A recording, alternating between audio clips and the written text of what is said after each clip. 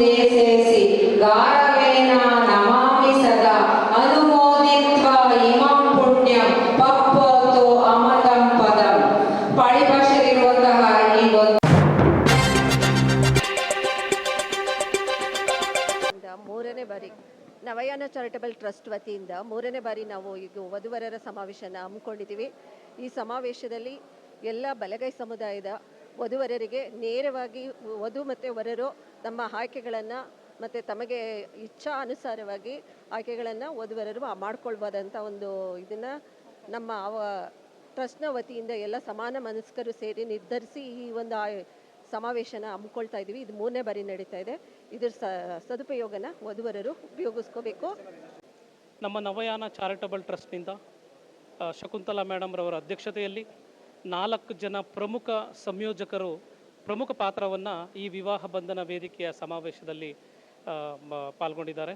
ಸಿದ್ದಯ್ಯನವರು, Manohar sir ಅವರು, ಅಶೋಕ್ ಹೋಬಾರ್ ಅವರು, ಅರುಣ್ ಕುಮಾರ್ ಅವರ ನೇತೃತ್ವ ಇಲ್ಲಿ ಹೆಚ್ಚು ಮಹತ್ವವನ್ನು ಪಡೆದಿದೆ.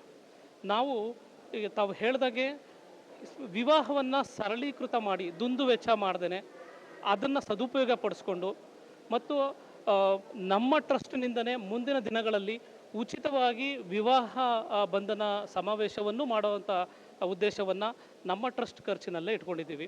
ನಾವೇ ಇಲ್ಲಿ ಊಟ ತಾಳಿಯಿಂದ ಸೀರೆಯಿಂದ ಪ್ರತಿಯೊಂದನ್ನು ಪೂರೈಸೋ ಮಟ್ಟದಲ್ಲಿ ಹಾಗೂ ಮುಂದುವರೆದು ಈಗ ತಳಸ್ತರದ ಅಥವಾ ಕಡಿಮೆ ಓದಿರುವಂಥ ವ್ಯಕ್ತಿಗಳಿಗೂ ಹುಡುಗಿ ಸಿಗುವಂಥದ್ದು, ರೈತರುಗಳಿಗೆ, ಬಿಸ್ನೆಸ್ ಮಾಡೋರಿಗೆ, ಸ್ವಯಂ ಉದ್ಯೋಗಿಗಳಿಗೆ ಕಷ್ಟ ಆಗ್ತಾಯಿದೆ.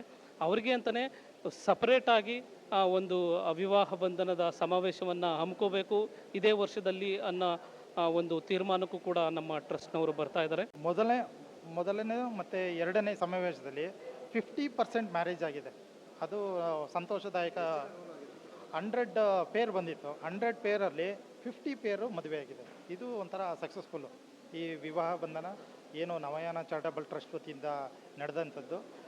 ಇದು 3ನೇ ಬಾರಿ ಆಗಿರೋದ್ರಿಂದ ಇದರಲ್ಲೂ ಒಂದು 50% ಮೇಲೇ ಹೋಗಬೇಕು ಅಂತ ನಮ್ಮ ಆಶಯ ಇದೆ. ಜೈ ಭೀಮ್.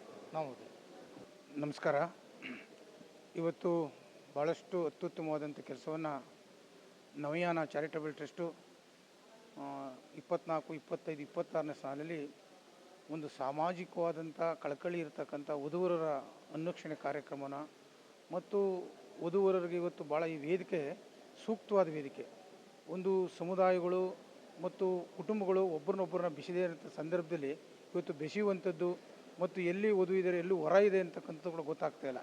ಮತ್ತು ನವಯಾನ ಚಾರಿಟಬಲ್ ಟ್ರಸ್ಟು ಇದಕ್ಕೆ ಮಾತ್ರ ಸೀಮಿತವಾಗಿಲ್ಲ, ಮತ್ತು ಶಿಕ್ಷಣ, ಸಾಂಸ್ಕೃತಿಕ ಎಲ್ಲದೂ ಚಟುವಟಿಕೆಗಳು ಕೂಡ ಇವತ್ತು ಭಾಳ ಹೊಸತನವನ್ನು ಕೊಡ್ತಾಯಿದೆ. ಮತ್ತು ಬುದ್ಧಿಸಮ್ ಮತ್ತು ಅಂಬೇಡ್ಕರಿಸಮ್ ಅನ್ನೋದನ್ನು ಮಾತ್ರ ಇಡೀ ವಿಶ್ವಕ್ಕೆ ಮತ್ತು ಪ್ರಪಂಚಕ್ಕೆ ಏನು ಬಾಬಾ ಸಾಹೇಬರು ಬಿತ್ತಬೇಕು ಅಂತಕ್ಕಂಥ ಅವರು ಒಂದು ಸಂದೇಶ ಕೊಟ್ಟಿದ್ದರು.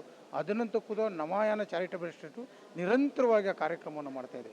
ಮತ್ತು ಆ ಚಾರಿಟಬಲ್ ಟ್ರಸ್ಟ್ ಇವತ್ತು ಒಂದು ದೊಡ್ಡ ಮಟ್ಟಕ್ಕೆ ಬೆಳೀತಾ ಇದೆ. ಇವತ್ತು ನಾನು ಕಂಡಂಥ ಭಾಳಷ್ಟು ಸಂಘ ಸಂಸ್ಥೆಗಳಿರ್ಬೋದು, ಈ ಥರ ಚಾರಿಟಬಲ್ ಟ್ರಸ್ಟ್ಗಳಿರ್ಬೋದು, ಅವರ ಸ್ವಂತಿಕೆ ಇರುತ್ತೆ ಮತ್ತು ಸ್ವಾರ್ಥತನೇ ಇರ್ತದೆ.